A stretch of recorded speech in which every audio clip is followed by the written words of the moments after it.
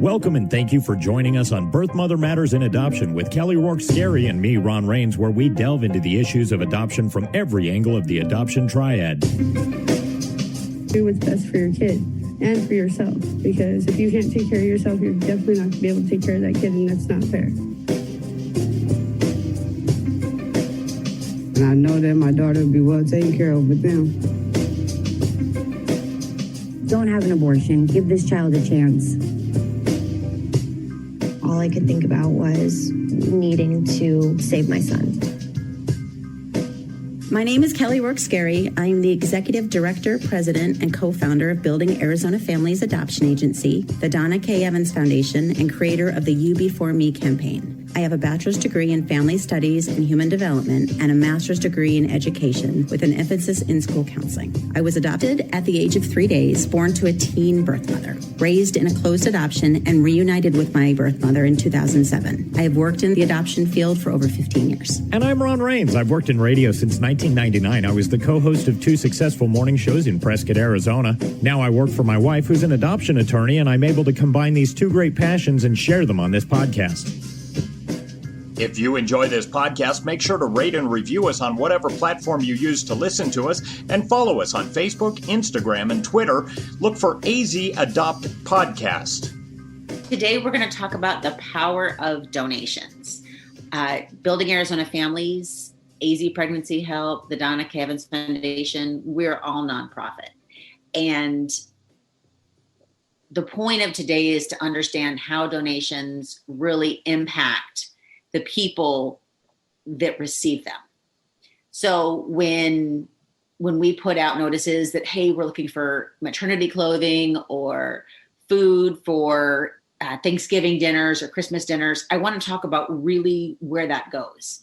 Because oftentimes people think that when they drop off a donation, it just gets kind of pushed to the side and it's not celebrated and it's not that big of a deal and it's just a tax write-off for them. It's actually really a huge deal. And the women that it's going to help is not just helping the women, it's helping maybe the other children in their home. It's like the gift that keeps on giving, in all seriousness. Right.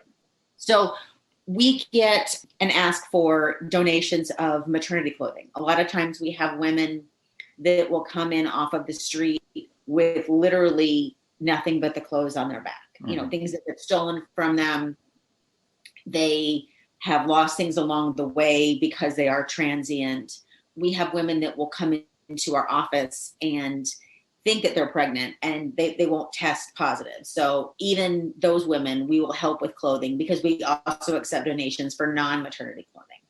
And we will also give them a food bag because, again, our mission is to help them and for women to leave our office better than when they arrived.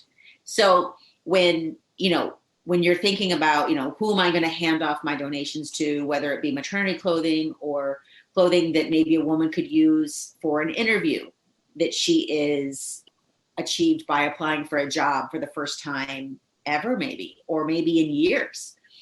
And it's so intimidating, to step back into the workforce, especially when you have maybe a history of being homeless and your self-esteem is low. And your clothes probably reflect that as well.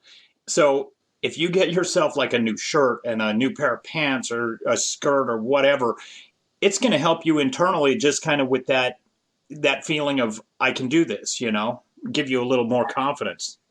Absolutely. And why that's so important, I think, and so misunderstood and undervalued by society that is part of, the working world and lives a daily life where they go to work, they come home, they have a home to go home to, a door to lock, food in the refrigerator. Mm-hmm. When you're working with women who have been on the street for any period of time, haven't been employed, maybe, they're living hotel room to hotel room, just trying to make sure that they can make it for one more day on the street without, or staying off the street. It's really a survival mental thinking process, and it's very hard to think long term. And so when we're working with women who come into the program and they choose adoption and they place their baby for adoption. After that, we transition them over to the Donna K. Evans Foundation. And that's where we continue to try to build them up, because we don't want women to just stay stuck in the cycle that they were in. It's important because a lot of these women have other children.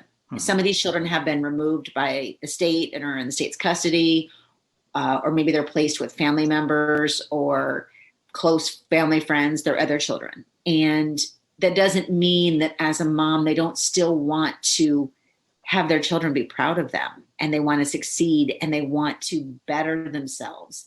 They have dreams and aspirations and goals, just like everybody else. So donations are really the foundation of any nonprofit. You know, as we as an agency pour into, you know, the maternity clothing closet, and yes, we do purchase things for the closet, you know, as well. There is never enough, because there's always a perpetual and ongoing need. And it may seem like a really little thing to have, you know, a couple pairs of maternity jeans or a couple, you know, nice casual, business casual type suit stuff for women. It's worth it. It's worth the trip to stop in and see what all this really looks like. You know, our maternity clothing closet is the size of, I would say, a medium-sized office room, small to medium size. We do, there's a video on the Donna K. Evans website where we walk through it, and you can actually see, you know, what it looks like and why it's important. We also accept donations of toys, because whether they're new or used, if they're new, then we usually hold them for gifts for birth moms to give their children at Christmas or birthdays. If they're used, then we clean them if they need to be cleaned, and then we put them out so the children can play with them when they come in and their moms have an appointment either at the Donna K. Evans Foundation or Building Arizona Families. And we go through them frequently, because some of these children have been through enough. And so when a child picks up a toy and is playing with it and it's time to leave, I always have the child take the toy, because I don't want there to be one more disappointment in that day. So it's just, it's those little things that I think that we as a society can do to kind of pay it forward and be grateful for where we are. We work with women who are trying to obtain their GED because they didn't graduate high school. My birth mother herself didn't graduate high school. She dropped out in the 10th grade. And so we have women who are really working on their GED. And so we're always asking for donations of GED study guides. So women can take them home, you know, back to their apartment or hotel room and really try to improve their life. But they need help. And as a nonprofit, there's only so much that we can do, which is why we need society to help support the programs and the processes that we offer. All right. So as a man, obviously I don't have any of my own maternity clothes or anything like that to donate. Now, would it be better to go out shopping, grab just a couple of things, or donate money in lieu of that? I mean, what's the best possible scenario? It's really a personal choice.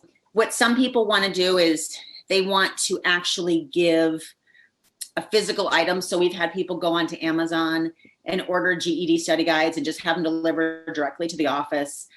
We've had people that have brought in gift cards for grocery stores that we also hand out to women. Yes, monetary donations are always accepted. You can even go on the website and go through PayPal and do it right there. I think that, you know, sometimes I will see on Amazon a sale will pop up and you'll see like booster seats or convertible car seats. We give those away to moms who have other children who need them. We can only accept new car seats because of the state laws, but those are things too that, you know, if you don't have maternity clothing or non-perishable food that you can donate, those are some good options as well. Okay, so if somebody does donate money, how is that dispersed? Do you kind of go and look at what you've got and say, oh, we have a shortage of these kind of dresses or toys for the kids when they come in? So the Donna K. Evans Foundation, we do things like we sometimes help women put down a deposit, or depending on the cost, a deposit for a long-term housing. or sometimes we pay for one night at a hotel. Let's say that she's in a domestic violence situation and we need to make sure that she's safe. She's already placed her baby and she's safe for the night. So the money could be used towards paying for a one night stay at a hotel. Okay. It could be used for transportation to get her to the GED testing site. So there's lots of different things that it can go to. All right, when we're talking about the food pantry that you guys have available, and obviously you'll take money donations, but you'll also take food. What kind of food donations? Obviously, you don't want something that's going to go bad in the next week. You know, not a lot of fruits and vegetables. No, we have a non-perishable food pantry. Mm-hmm. So I would say canned food is always great. Ramen, everybody loves that. Cereal, crackers, those kind of things are really what is helpful, because again, a lot of these women have children. Okay. And so if you think about, what's easy to make that's non-perishable, SpaghettiOs are always good, those kind of things that they can heat up in the microwave and so forth. Very good. I think that we need to remember that donations are important, not just during the holiday season, but they're needed and appreciated and valued all year long. And so, as you're looking to do something good or pay it forward, I think it's always important to bless those people that are making the hardest choices. And those are the women that are choosing adoption for their baby, so that their baby can have the life that they want their child to have, and that they can better their own life and therefore impact the life of the children that they have with them. And I think there's a lot of people out there that haven't been so adversely affected by the COVID pandemic in this last year that they do want to pay it forward, as you say. They want to say, hey, I've been blessed this year. I haven't been hit as hard as so many other people. And these ladies that we're talking about, they're on the streets. They're having a rougher year than ever. And the year before that was no good either, So I just think that this is a good way to kind of focus on, hey, here's how you can give back a little bit and show that you appreciate the gifts that you've received. Right. And anyone who's out there who's considering donating and has more questions, that they're welcome to call the office or come in and take a tour and see what everything looks like. Mm-hmm. I know that there are, so many times women want to express their gratitude, but yet they want to remain anonymous. So it's hard for them. But we have women that have written thank you letters to certain donors. We also can provide documentation so that you can use it as a tax deduction and so forth. So donating is a really good thing. And sometimes the smaller agencies and nonprofits don't get the press or the exposure that some of the larger entities do. And so I guess today's podcast is really just geared at giving a voice and asking for help for those who need it. Okay, I was with Lions Club, and one of my favorite things about being with the Lions Club is that 100% of the donations that came from the public went straight back to the public in other areas, whether it was, Glasses for the Blind or whatever it was. Now, what percentage of the donations that come into you as the Donna K. Evans Foundation or as Building Arizona Family, what percentage goes directly to the birth mothers 100%. And the people you're helping? 100%. That's what I like to hear. Yeah, it's important. We want to make sure that what is given to them goes to them. Mm-hmm. And so, yes, that's a really good question. And I think it's something that everybody should be asking when they're choosing to donate. Cool. So hopefully this will continue to raise awareness and increase the donations that we receive so we can continue to help more people. Okay. And if you have any questions out there, listeners, what's the number they can call to talk to somebody? 623-936-4729. It's also on our website, which is www.buildingarizonafamilies.com or www.dkefoundation.com. You can find more information there as well. We have a pregnancy crisis hotline available 24/7 by phone or text at 623-695-4112, or you can reach us on our toll-free number at 1-800-340-9665. We can make an immediate appointment with you to get you to a safe place, provide food and clothing, and help you get started on creating an Arizona adoption plan, or just give you more information.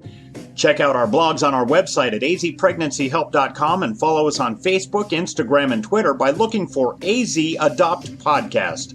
If you enjoy this podcast, make sure to rate and review us on whatever platform you use to listen to us. Birth, Mother Matters, and Adoption was written and produced by Kelly Rourke Scary and edited by me. Thanks go out to Grapes for letting us use their song I Don't Know as our theme song. Join us next time on Birth, Mother Matters, and Adoption. For Kelly Rourke Scary, I'm Ron Rains, and we'll see you then.